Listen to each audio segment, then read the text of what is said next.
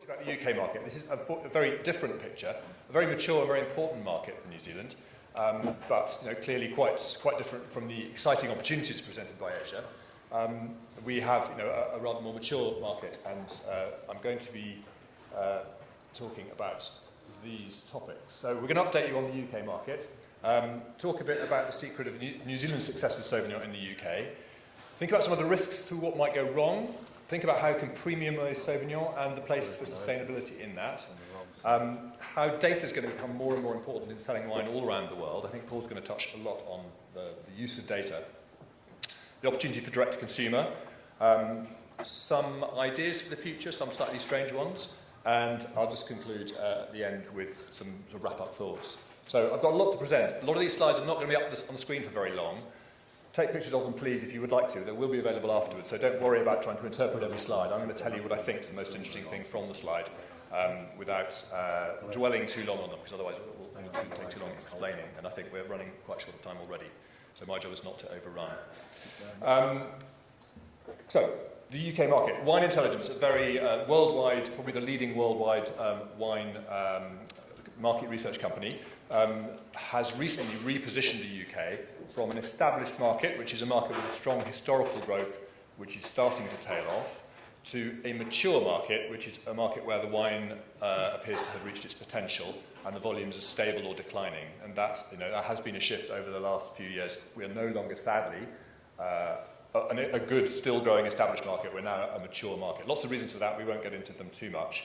We are still, however, according to their rating, the 7th most attractive market worldwide. This is a slide from the WSTA of all of alcohol over the UK in the last 12 months and 12 weeks.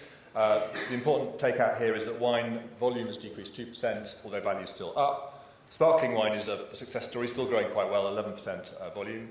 And where does New Zealand fit within this? So, of all countries marketed in the UK, New Zealand is 8th down there at the bottom, but showing really strong growth still. And the most exciting thing, this is something I'm sure you will know well, but the average price point in the UK for all wine is about $5.70, $5.80. New Zealand is £7.20. That is very significant, and we talk about commodity wine here in New Zealand, but already premium wine in the UK. That's, £7.20 is an average price point. It's very, very significantly higher than anybody else except France, and obviously France has got champagne and Lafite and everything else to bring that total up. So it's really important to hold on to that. This is just New Zealand's growth over the last 5 years. It's been steady, still growing, and still a great success story. I've had a few slides here from Bibend and PLB, who did a big analysis on New Zealand Sauvignon in the UK. Another thing that they managed to bring out was the positioning with the type of customer who's buying. Affluence on the bottom, youth on the top. New Zealand really uniquely high affluence and really quite healthily young consumers. That's a good position to be in. Having said that, the rider is, because the average price point is higher, you're going to be attracting more affluent customers. It's a bit sort of self-defining, but a good place to be. But there are some notes of concern, one of which is the promotional participation. So what percentage of all the bottles of wine sold from New Zealand were sold actually on promotion? It's by far higher than any other country at the moment, and growing. 65% of all bottles of New Zealand wine in the UK are being sold on promotion. For me, that's a very alarming figure. It's partly because New Zealand is such a success story that when a retailer does a big promotion, they always front and centre champagne, New Zealand Sauvignon, maybe Rioja. There's a few categories that promote very well, and New Zealand Sauvignon is always one of them, which is why it's used a lot. But that is a worry for me. Now, I got together with Chris Stroud and pulled some figures out of the export stats that the New Zealand wine growers have put together. And here is a slide actually for all exports from New Zealand around the world. The blue line is the average price of those exports in New Zealand dollars, so it's sort of around 7. And the orange line is the bottle price. The grey line, which has only separately been broken out in the last couple of reports, is the bulk price. So obviously it's been a trend towards selling a lot more wine from New Zealand in bulk. The bulk price is obviously a lot lower, somewhat under $4. And what I've tried to do in the UK is extrapolate the bulk versus bottle split. And again, this is going back, trawling through various reports. We haven't actually had every single year, so I've interpolated a couple of these data points. But I think, again, it's something to be worried about. The blue line is the bottled wine sales to the UK. It has gone up. but it's quite flat, as you can see, and very much contrasting to the shipments of bulk, which have gone up fast and over last year have actually exceeded the number of litres sold in bottle. There's lots of reasons for that, lots of things to talk about around that. There's a positive sustainability message, shipping wine in bulk, but there are concerns around what is the quality of that bulk, who's bottling it, what does it taste like when it reaches the end market. It can be done very well. I'm not someone who says you can never ship good wine in bulk, but that loss of ownership and control from the New Zealand winery who produced the wine is a problem. This is another picture for figures from Nielsen. This is all wine in the UK, not just New Zealand. This is just a split between what's defined as own label wine. This is in the UK only tracked when it actually says the retailer's name on the label. So Tesco Finest, Sainsbury's Taste the Difference, Asda Extra Special, those are all own label wines. But the others, everything else, is classed by Nielsen as a brand. They don't split out a brand that's owned by the company who produced the wine or a tertiary brand that's used as a trade driver by the retailer. I've tried to split that out, but not really based on very firm numbers from Nielsen, but based on kind of educated guesswork looking at the market. If you split the blue line into the orange and the grey line, this would be a rough approximation of the last 10 years of the trend. So 10 years ago, there wasn't a lot of tertiary brands out there. Now, I've got some more slides I haven't included in this presentation, so I had to cut it down a bit. But if you look at retailers' ranges in the UK, the big four, the big five supermarkets, a lot of the wines, the best-selling wines in their range are brands you won't recognise in New Zealand. They're not famous wines from New Zealand, they're tertiary labels that have been created and slapped on bulk that's been shipped. For me, again, that's something to be concerned about. So I thought it'd be helpful to think a little bit about what it is people in the UK love about New Zealand wine. And many of these things are things that some of the previous presenters have discussed. I loved Junior's talk about the different styles and what it was that the consumers liked and what they were responding to. So I think the first need for someone, the need state of a consumer when they're thinking about what to drink, is they're thirsty. They're thirsty and they want to be refreshed. And the reason that when they order New Zealand Sauvignon, that's what they're trying to do. They're quenching their thirst. They may be thinking of a beer, they may be thinking of a gin and tonic, but they go for a New Zealand Sauvignon because it has that thirst-quenching, mouth-watering capability. Also, for me, why you would choose New Zealand over Chile or another Sauvignon origin is the flavour intensity. I'm certainly a fan of big flavoured wines. I think people like New Zealand Sauvignon because it has a recognisable flavour intensity. And also a purity of flavour, because you're not really getting involved in lots of, you have very clean fermentations, you have very expressive flavours that come out, you're not looking to do a lot of lees stirring in general, there's not a lot of oak, so what you've got is a very pure flavour. And the other thing is highly distinctive. Everyone can recognise it, we've heard that from multiple people, and everyone knows when it's a New Zealand Sauvignon. It has a distinctive character. So those things are extremely important and explain why New Zealand Sauvignon particularly has stood out and why it commands the premium over Chile. Chile makes some pretty good Sauvignon. South of France makes some pretty good Sauvignon. It doesn't have the flavour intensity, it doesn't have the purity and distinctiveness that New Zealand does have.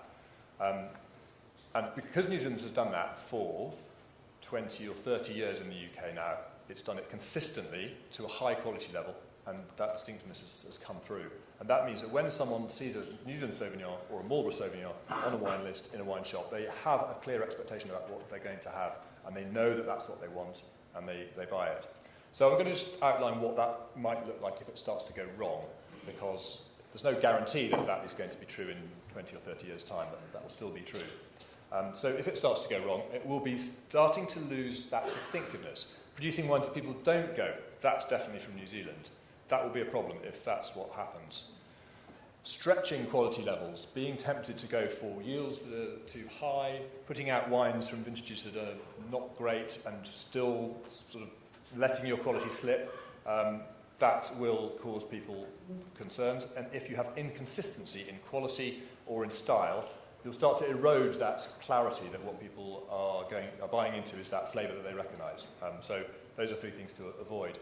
And it's fair to say that you have to avoid those over a long period of time. These things can start to happen, they can creep in. I think 2008 was a vintage where there was a large volume, perhaps a lot of wine that wasn't such good quality. There was a wobble then, but you can get over a wobble. You can't get over something that you continue to do for some time, that's when it starts to affect people. And it takes a very long time to destroy the brand equity that New Zealand Sauvignon has, and you may not notice it at first, but once you lose it, you've lost it, and you won't get those people back. A couple of use cases to show you. So Muscadet was quite a well thought of wine in the 60s and 70s. People didn't think of Muscadet as a dirt cheap wine. It was a proper high quality French white wine that you drank with seafood. What happened was it became one of those wines that you competed on price in supermarkets. That meant they wanted to buy it cheaper every year. That meant that the producers producing it tried to work out ways they could make it cheaper, and it got worse and worse and worse. It started to taste like sort of 10% alcohol battery acid. Really very unpleasant, very, very undistinctive and unexciting. And it essentially, over the following 20 years, it just disappeared. There is almost no Muscadet on sale in the UK now. Mercifully, at the top end, there's now Muscadets at £8, £10 that are really, really lovely, that are starting to come back in, but it's basically killed the market. Germany used to be a huge part in the UK. It was at least 20% of sales in the UK. The 1971 German wine laws allowed a liberalisation of varietal inclusion and quality, and people were able to plant vines in places that they hadn't been able to plant them, and the quality started to go down, and then supermarkets put pressure on the price. That is what could happen to Marlborough Sauvignon if you let it. And a concern I've got is the size of Marlborough. It's big already, and there is more land to be planted, and it can keep growing, and it should only keep growing if you can make sure the quality level stays high, because otherwise you will dilute the Marlborough Sauvignon brand. Victoria Moore, one of her first columns, I think in 2010, she started to, this is after the 2008 boom, she noticed some wines on the market that she thought weren't great, and she said these things in an article.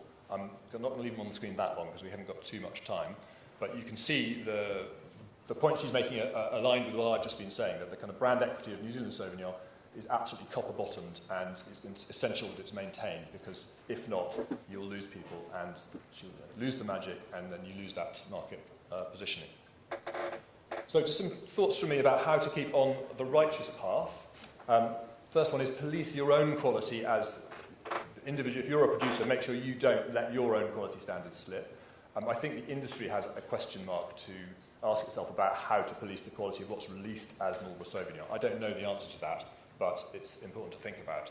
Try not to be tempted by magic dust that will enable you to double your yields. It sounds great, and you convince yourself, because the spreadsheets say it's a good thing to do, you convince yourself it's right, and then after a while you find yourself selling wine that isn't as good as you think it should be. And it's always tempting to be tempted by short-term financial gains. Don't be tempted. If you have poor wine that frankly just isn't good enough, take it out of the market. I would honestly suggest you have a fund that you put aside to buy up and destroy wine that you don't like, that you don't think is good enough, rather than selling it to someone who can legally represent it to the world as Marlborough Sauvignon Blanc. If it tastes bad, it's going to do you all a disservice. So if there's a way of making that happen, that would be a good initiative. If you can legislate to prevent the people who are, perhaps we might call them bottom feeders, who are taking short-term advantage of gluts in the market to put together blends that they can sell, it's in no one's interests to let wine go out under the Marlborough Sauvignon banner that doesn't taste great. When you supply bulk, most of you are now doing that, I'm sure many of you are now doing that. Supply it to people who you really trust. You can ship bulk well, in high quality, in good conditions. You can bottle it well and make it taste great. But do that with partners who you trust to do that. Don't just sell someone some bulk and let them take it over from there and represent that wine under your brand or under New Zealand Sauvignon on the market. Really try hard not to let supply exceed demand. It can be tricky. Vintages go up and down in volume. I think you did a great job after 2008 in really forging a market in the States. And that has taken away the potential for a glut of Sauvignon. But as soon as there's a glut, if you're a buyer, you smell blood in the water, you know you can play one person off against another and end up getting a cheaper price. So don't have a glut, and then you can fold your arms and go, well, that's the price, so that's what it's going to be. I know that's a slightly naive thing to say when you're talking about aggressive UK supermarket buyers, but do your best to hold firm. If you've got an oversupply, it's very hard to do that. They'll see it in your eyes. And when you have an oversupply, try and grow new premium markets. Go and talk to Deborah about how to crack Asia, get some wine being sold there, send that surplus to markets where you've got a chance of opening a new market, rather than selling it at a lower price and trying to push more volume through on promotions on markets that are old. I've got some thoughts about how to premiumise Sauvignon. In most wine categories, more is more. So in Australian Shiraz, you pay more when you get more colour, more flavour, more concentration, more richness. That's what people are used to paying more for. More complexity. Perhaps that you do that perhaps with oak through reserve wine programs. But I'm going to propose that for Sauvignon, that doesn't really work. There are some wines which are at a high end with barrel aging do have more, and there is definitely a place in the market for those wines. For me, bear in mind we're talking in the UK that the market at £7.20 is really between £6 and £9 a bottle. That's where most of the wine sells. What we're really trying to do is talk about how to get people up to £10 to £15 a bottle. And I think in that category, people aren't looking for more. They're not looking for heavier, bigger, more intense, more concentrated wines. They're looking for more balanced wine, more refined, more refreshing, more delicious wines. I was very interested to see from Junior's research the citrus category actually was the one that consumers seem to respond best to. Not enormous methoxypyridines, not enormous tropical fruit, but actually finely balanced. Speaking for myself, I bought 6 bottles of Craggy Range to drink at Christmas. I love it. I think it's delicious. It's got a sort of grapefruity, fresh delicacy. It's not as massive as some other New Zealand Sauvignons. For me, that's the style that will really work in that £10 to £15 market. Lots of people are already selling it, and that's what I'd encourage more people to do. How you differentiate that and how you do that, to explain to people that this is worth a bit more, is a good question. And I think it's about branding. So more finely balanced and working on your viticulture to foreground certain flavours that you think your customers, that appeal to your customers, following the Land 1 research, to understand your customer, what it is that they like, and work on viticulture and site selection and winemaking that help foreground those characteristics. And you can have a wine that has a distinctiveness that people will recognise and respond to. But you've got to tell people this is good, this is better, this is more expensive. You've got to do exactly what we were hearing about before. Use heavier bottles. David was saying that. I know that's anathema to the sustainability mentality, but you've got to give people visual cues as to why this wine is worth spending money on. It's got to look premium. It's very important in the Asian market. Put it in a box, do something with it, tie a ribbon around it, make it look, tell people this is premium. If you don't, they won't know. And a lineup of anonymous bottles, you ask them to put into price order just by the visual cues. They've got to be able to do that, otherwise you won't sell your wine at a higher price.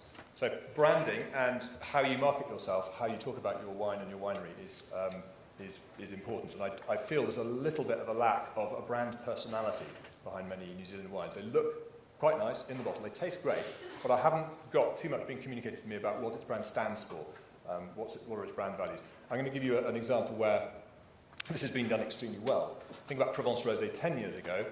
The average price in the UK is £7, £8, £9 a bottle.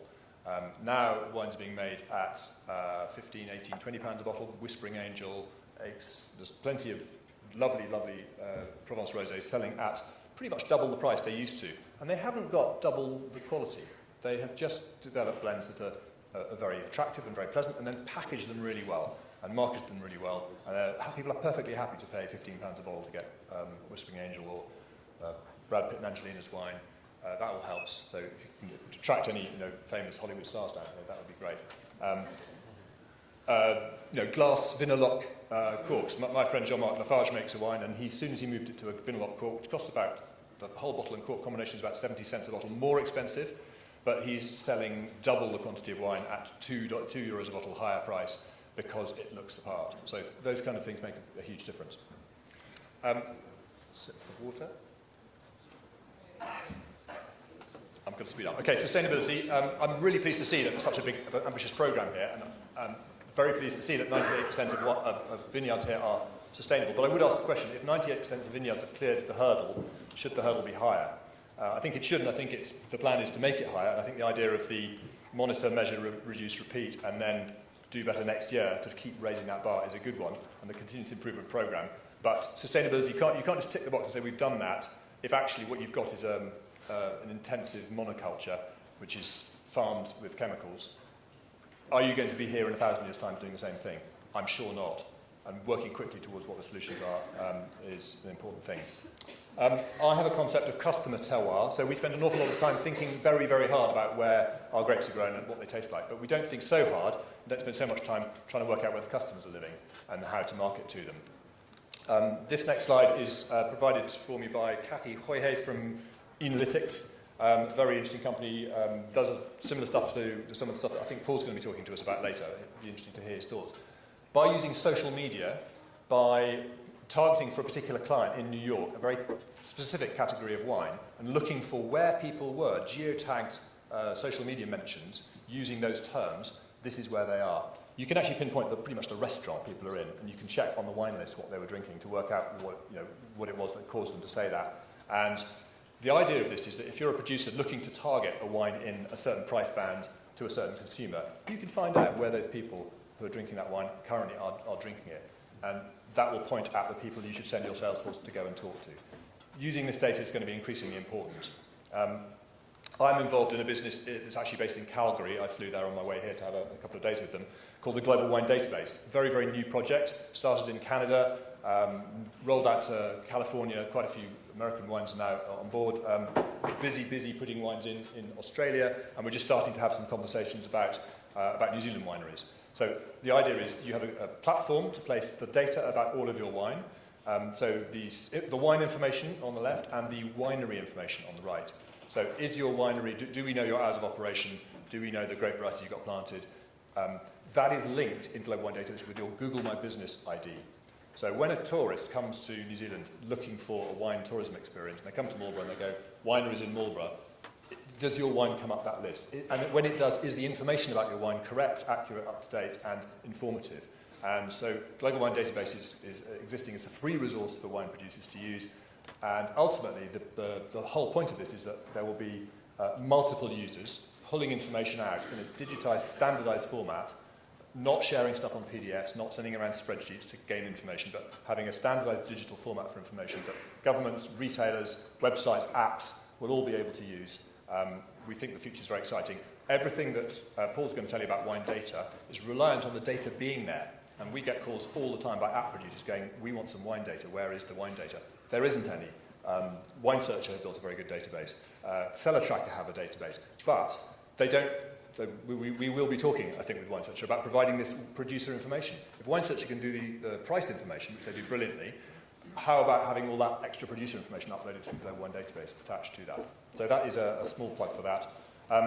It also facilitates the rise in direct-to-consumer selling. And this is an area, I think, where the brand owner suddenly gets back in control of the conversation. Because you're no longer reliant upon the gatekeeper, the decision maker, the somm, the buyer, to say yes or no, we're going to list your wine. What will happen is people will, wherever your wine is, they will take a photograph of the label and they'll just press order this wine. And they'll 6 bottles, go. They won't know or care who is selling it to them. So if you can be present in a market, you can have your wine stocked somewhere. You can get a retailer to stock it or a restaurant to stock it. You have to have the back channels to get the distribution to work. But I think that there are going to be more and more third-party providers who would just say, we don't want to market your wine, we'll just provide you the service of stocking it and distributing it. You do the work to get to the consumers. That gives you the chance to talk directly to them. So that's, for me, the way direct-to-consumer selling is going to work. The company behind the Global Wine Database, Black Square, they run software for wineries around the world to do all of that. So if you want to know more about that, do come and talk to me. Just a few slightly radical thoughts about the future. If you think about spirits and beer, craft beer has become huge. Gin has exploded in the UK. There's a couple of features of some of the work that those guys are doing, is they're incorporating new flavours. So beer made from beetroot, beer made from chocolate, interesting ingredients incorporated into beers. Think about cucumber and Hendrick's gin. These are not cheap, tawdry, low-class products. These are highly regarded premium products. Rhubarb, there's a lovely gin called Warner Edwards Rhubarb Gin. I'm a big fan of it myself. It's £38 a bottle. It's pretty damn expensive. What if this happened in wine?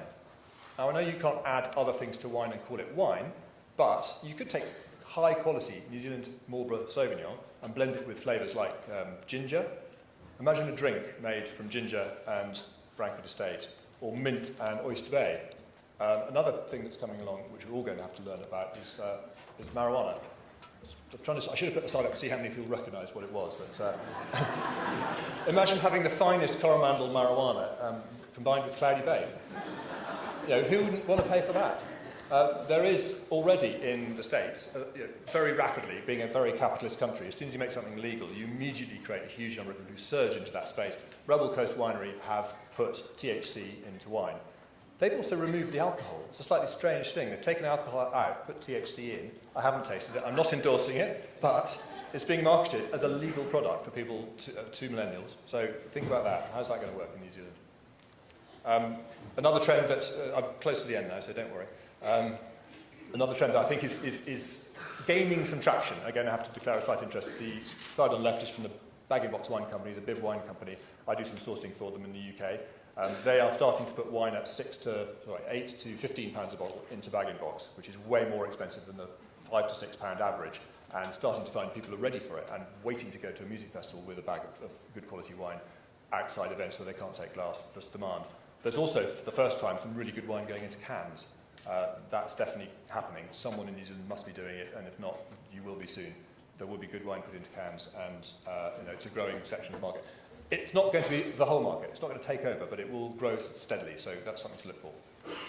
We've heard all about lower alcohol. There's a couple of zero alcohol wines that actually are not disgusting. I had some of this 1,20, and it's very nice. It tastes like Riesling grape juice, but it's really nice Riesling, and it's identifiably the grape variety, so pretty decent stuff. So I've pretty much come to an end. In summary, look after your soils, preserve that Marlborough flavour. A long time ago, Oz Clarke said to me, he had a theory that New Zealand's flavours come from the fact that the soils are so young. Maybe they're just full. They've been waiting here for millions of years for someone to come and plant something in them, and they're just bursting with flavour.